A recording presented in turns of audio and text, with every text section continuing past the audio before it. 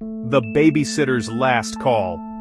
On the night of October 31st, 1989, 17-year-old Lisa Hendricks made 3 phone calls from the Morrison family home in Ashwood, Connecticut. The first was to her friend at 8:47 p.m., the second was to emergency services at 9:03 p.m. But it's the third call, the one made at 9:17 p.m., that still haunts investigators today. Because by the time police arrived at 9:22 p.m., Lisa was dead, and according to the phone records, that final call lasted 6 minutes and 12 seconds. The question that's never been answered is simple: if Lisa was already dead, who was on the other end of the line?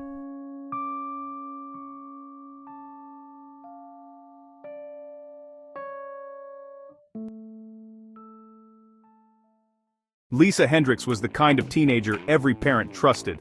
Honor roll student, volleyball captain. She'd been babysitting for the Morrison family every Friday night for the past 8 months. Dr. James Morrison and his wife Elena had 2 children, 4-year-old Sophie and 6-year-old Michael. James was a cardiologist at Ashwood General. Elena taught literature at the community college. They'd go out for their weekly date night, and Lisa would arrive at 7:30 sharp. October 31st should have been no different. Lisa arrived on time. The kids were already in their Halloween costumes. Sophie was a princess. Michael was dressed as a pirate. Elena left detailed instructions on the refrigerator like she always did. Bedtime, at 8:30. Emergency numbers on the kitchen counter. They'd be home by 11. The Morrisons left at 7:45 p.m.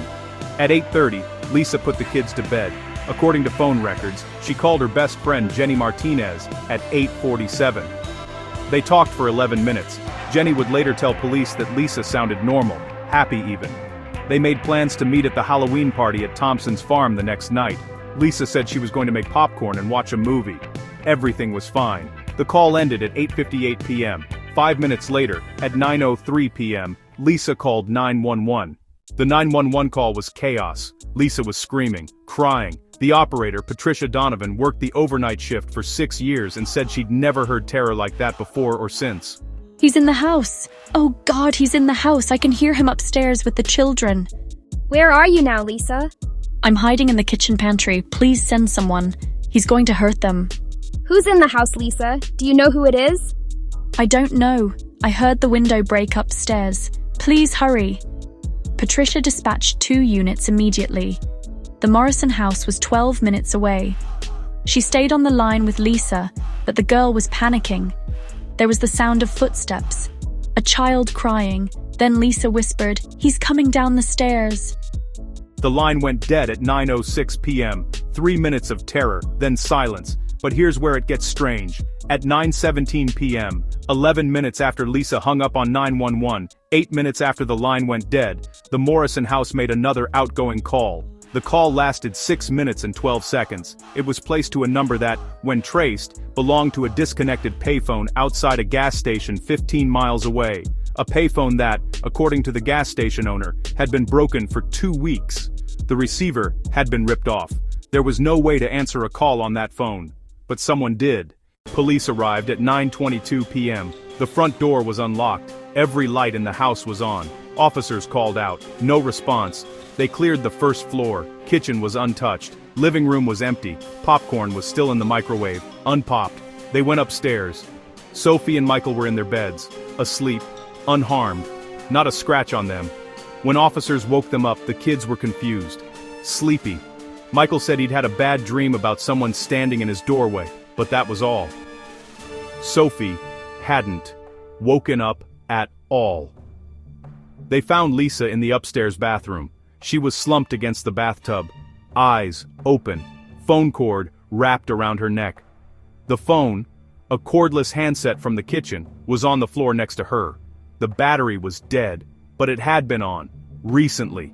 The medical examiner determined Lisa died from strangulation sometime between 9:10 and 9:20 p.m. Petechial hemorrhaging, crushed windpipe. It would have taken 3 to 4 minutes. She would have been conscious for most of it. But the broken window Lisa mentioned in the 911 call, it didn't exist. Every window in the house was intact, locked from the inside. There were no signs of forced entry anywhere. The security system showed no breaches. The back door was deadbolted. The front door was locked from the inside with the chain across. And there were no footprints, no fingerprints besides Lisa's, the children's and the Morrison family's. No DNA, no hair, no fibers, no evidence anyone else had been in that house, except for that phone call. Detective Raymond Coltrane led the investigation. He became obsessed with that final call, 6 minutes and 12 seconds to a broken payphone. He pulled the phone company records. He requested enhanced audio from the phone lines. It took 3 weeks, but they finally recovered a partial recording from the telephone company's system. What they heard made no sense. For the first 40 seconds, there was silence. Then breathing, heavy, labored, like someone was running, or struggling. Then a voice. Lisa's voice. But she wasn't screaming. She wasn't calling for help. She was talking, calmly, almost cheerfully. The audio was degraded, but they could make out fragments. I know what you did. It was always you. They'll never believe it. And then laughter. Lisa was laughing, but underneath her voice, there was something else. Another voice, whispering. The audio text tried to isolate it, but it was too distorted. All they could determine was that it was a woman's voice, and she was saying the same thing over and over again. Look in the mirror. The call ended at 9:23 p.m. 1 minute after police entered the house. The phone battery died at exactly the same moment. Detective Coltrane went back to the bathroom where Lisa died. Above the sink was a large mirror. He'd looked at it a dozen times, but this time, he looked behind it. He carefully removed it from the wall. Behind the mirror was a crawl space, just large enough for a person, and inside the crawl space, they found a sleeping bag, a flashlight, granola bar wrappers, a notebook and photographs. Dozens of photographs of the Morrison family, taken from inside the house over weeks, maybe months.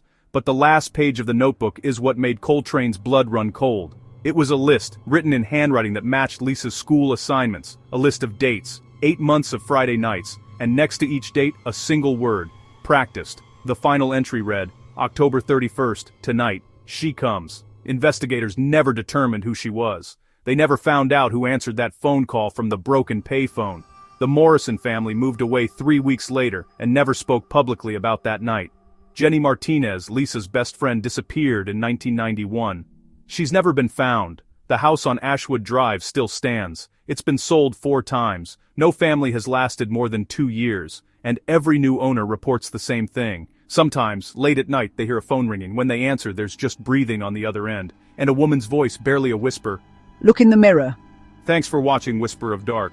If this story kept you up at night, hit that subscribe button and turn on notifications. We explore the darkest mysteries and most terrifying true stories every week.